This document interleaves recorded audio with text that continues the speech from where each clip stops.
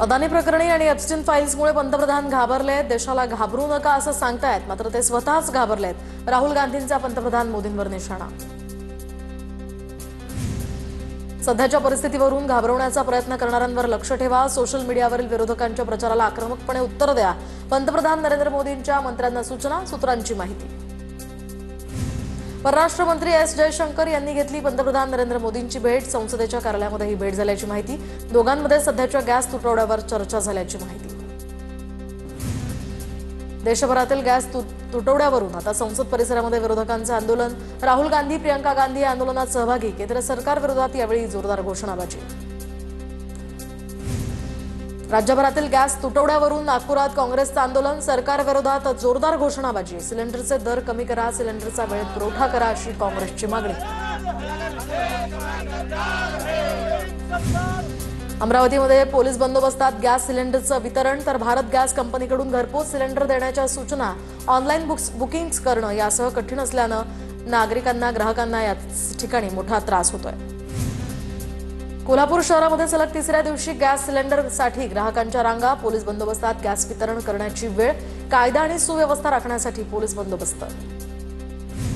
सोलापूरमध्ये gas cylinder घेण्यासाठी ग्राहकांच्या रांगा. पोलीस बंदोबस्तात सिलेंडरचं वितरण. प्रखर उन्हामध्ये सुद्धा नागरिकांच्या अर्ध्या किलोमीटरपर्यंत रांगा. पुण्यामध्ये दुकानांमध्ये इलेक्ट्रिक शेगडी मिळणं देखील बंद. ग्राहकांच्या गर्दीमुळे व्यापाऱ्यांकडील माल संपल्यानं बाजारात इलेक्ट्रिक शेगडी मिळेना. कल्याण डोंबिवलीमध्ये गॅस तुटवड्यामुळे इलेक्ट्रिक शेगड्यांची मागणी वाढली. गृहिणींचा इलेक्ट्रिक शेगड्यांकडे कल वाढल्यानं दुकानांमध्ये आता खरेदीसाठी मोठी गर्दी. गोंदियात घरगुती गॅस वापरणाऱ्या 2 हॉटेल्सवर प्रशासनाची कारवाई. 7 घरगुती गॅस सिलेंडर जप्त. गोंदिया जिल्ह्यामध्ये मुबलक प्रमाणात सिलेंडरचा साठा. अफवांवर विश्वास ठेवू नका. जिल्हाधिकारी, जिल्हा पुरवठा अधिकारी प्रकाश पाटील यांचं आवाहन. पंढरपुरातील सांगोला नाका या ठिकाणी अवैध पद्धतीने घरगुती गॅस रिक्षात भरून या ठिकाणी विक्री. घरगुती गॅसची अवैध वापर केल्याचा या ठिकाणी आरोप होत होता. त्या संदर्भात गुन्हा दाखल. घरगुती गॅसच्या 8, व्यावसायिक वापराच्या 5 टाक्याही जप्त. तर कराडमधील गॅस एजन्सी बाहेर ग्राहकांची गर्दी. तुटवड्याच्या भीतीनं गॅस सिलेंडरच्या मागणीत वाढ.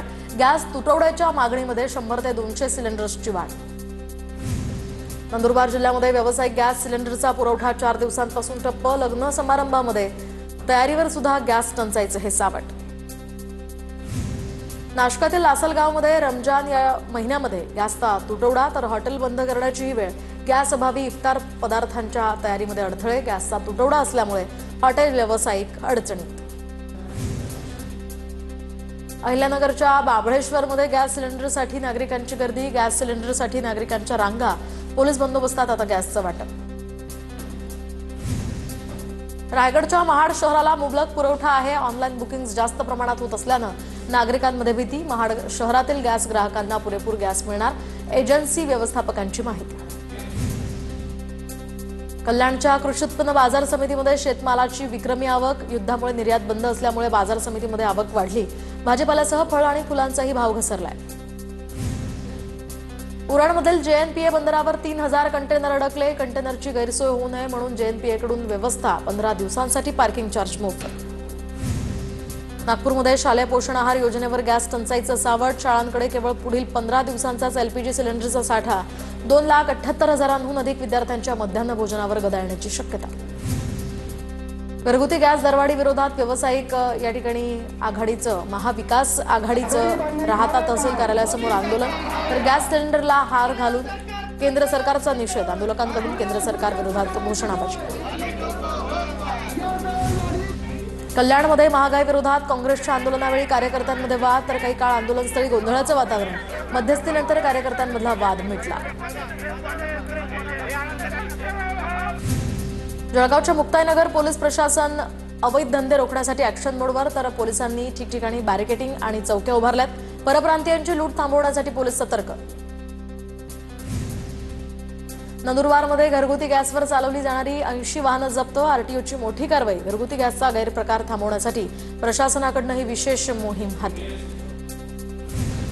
विधान भवनाला बॉम्बनं उडवून देण्याची धमकी. अधिवेशन काळामध्ये विधान भवनाला बॉम्बनं उडवून देण्याची धमकी आली आहे. ईमेलद्वारे ही धमकी आल्याची माहिती. तपास सुरू. बॉम्बे स्टॉक एक्सचेंजमध्ये सुद्धा पोलिसांकडून झाडाझडती. राज्य राखीव पोलीस बॉम्ब शोधक पथकाकडून तपास. कुठलीही संशयास्पद वस्तू आढळली नसल्याची माहिती. विधान भवनाला धमकीचा मेल मिळाल्यानंतर आता मुंबई हायकोर्टात सुद्धा पोलिसांकडून झाडाझडती सुरू. कोर्टाच्या आतमध्ये पोलिसांकडून तपासणी, कोर्टाबाहेर सुद्धा पोलिसांचा मोठा बंदोबस्त. विधान भवनात बॉम्ब ठेवल्याची धमकी म्हणजे मुंबई असुरक्षित. गृह खातं फक्त राजकीय विरोधकांना फोडाफोडीसाठी वापरलं जातं. संजय राऊतांची अप्रत्यक्षपणे मुख्यमंत्री फडणवीसांवर टीका. तर फडणवीस गृहमंत्री आहेत म्हणून मुंबईकडे वाकड्या नजरेनं कुणाची बघण्याची हिंमत नाही. राऊतांच्या टीकेला नवनाथ बन यांचं उत्तर. कायदा आणि सुव्यवस्थेच्या अनुषंगानं महाराष्ट्राची परिस्थिती नाजूक. अफवा पसरवणारं सरकारच. काँग्रेस प्रदेशाध्यक्ष हर्षवर्धन सपकाळ यांची टीका.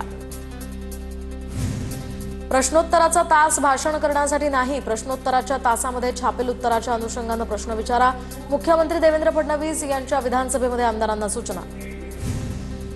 एप्स्टीन फाईल्स संदर्भातील राहुल गांधींच्या ट्विटचा टी शर्टवर फोटो. विधान भवनात नाना पटोलेंच्या टी शर्टची जोरदार चर्चा.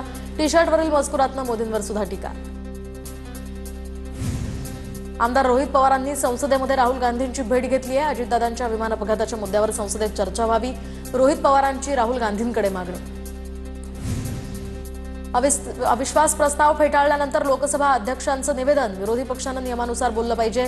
पंतप्रधान सुद्धा नियमानुसारच बोलतात. नियमापेक्षा कोणीही मोठं नाही. लोकसभेत ओम बिर्ला यांचं निवेदन. एकनाथ खडसेंनी शासनाची फसवणूक केली. खडसेंनी 137 कोटींचं अवैध उत्खनन केलं. आमदार चंद्रकांत पाटील यांचा आरोप. तर एकनाथ खडसेंवर गुन्हा दाखल करून चौकशी करावी. चंद्रकांत पाटलांची मागणी. महाराष्ट्राचे नवीन राज्यपाल जिष्णुदेव वर्मा यांनी महालक्ष्मी मंदिरामध्ये दर्शन घेतलं. 10 मार्चला जिष्णुदेव वर्मा यांनी महाराष्ट्राचे राज्यपाल म्हणून पदभार स्वीकारला. जळगावच्या सराफा बाजारामध्ये सोनं चांदीच्या दरात घसरण. सोनं 1,100 रुपये तर चांदी 7,000 स्वस्त. सोनं प्रतितोळा 1,64,000 तर चांदी प्रति किलो 2,75,000. छत्रपती संभाजीनगरमध्ये इंजिनिअरिंग आणि MBA शिकणाऱ्या 2 तरुणांना अटक. 285 ग्रॅम विदेशी हायड्रो गांजासह सुमारे 29 लाखांचा मुद्देमाल जप्त. चंद्रपूर जिल्ह्यामध्ये तापमानात मोठी वाढ. जिल्ह्यामध्ये 40 अंश सेल्सिअस तापमानाची नोंद. नागरिकांनाही खबरदारी घेण्याचं आवाहन. अंबरनाथ नगरपालिकेमध्ये अधिकाऱ्यांच्या बदल्या. राजेश तडवींच्या जागी पंकज पन्हाळे शहर अभियंता तर मेघा कदम यांच्याकडून मिळकत विभागाचा चार्ज काढला. चंद्रपुरात वीर शहीद बाबूराव शेडमाके यांच्या 193व्या जयंतीनिमित्त राज्य शासन आणि आदिवासी विभागानं वाहिली आदरांजली. शहरातील जिल्हा कारागृहाबाहेर असलेल्या स्मारकावर जिल्हाधिकाऱ्यांनी पुष्पचक्र वाहिलं. अमरावती जिल्ह्यातील हिवरखेडमध्ये संत्रा हंगामाला सुरुवात. हुंडा, टन आणि कॅरेट या पद्धतीनं शेतकरी संत्र्याची विक्री करतात. 100 कॅरेट मागे 5 ते 15 कॅरेट अतिरिक्त सूट देण्याची व्यापाऱ्यांची मागणी. आर्थिक अडचणीमुळे शेतकऱ्यांकडून अन्यायकारक अटी मान्य करून विक्री. अमरावतीमध्ये अंबादेवी मंदिराचा विकास करण्याचा निर्णय. मंदिराचा विकास सुमारे 40,000 चौरस फूट करण्यात येणार. दरम्यान विकास प्रकल्पासाठी शासनाकडून 275 कोटींचा निधी मंजूर. अंधेरीच्या लोखंडवाला परिसरामध्ये महिलेची चेन चोरणाऱ्याला अवघ्या 5 तासात अटक. ओशिवरा पोलिसांची कारवाई. राजमणी पाल असं 33 वर्षीय आरोपी. छत्रपती संभाजीनगरमधील देवगिरी किल्ला परिसरामध्ये भीषण आग. किल्ल्याभोवतालची झाडं झुडपं आणि नैसर्गिक वनस्पतींचं नुकसान. प्राणी पक्ष्यांच्या अधिवासावरही परिणाम. तर पुण्यातील टपऱ्यांमध्ये एमडी ड्रग्जची विक्री होत असल्याचं समोर. या ठिकाणी पोलिसांची कारवाई. दरम्यान वस्त्यांमध्ये वेश्या व्यवसाय सुरू असल्याची धक्कादायक माहिती समोर. नगरसेविका अर्चना पाटलांनी पोलीस आयुक्तालयासमोर सांगितल्या या घटना.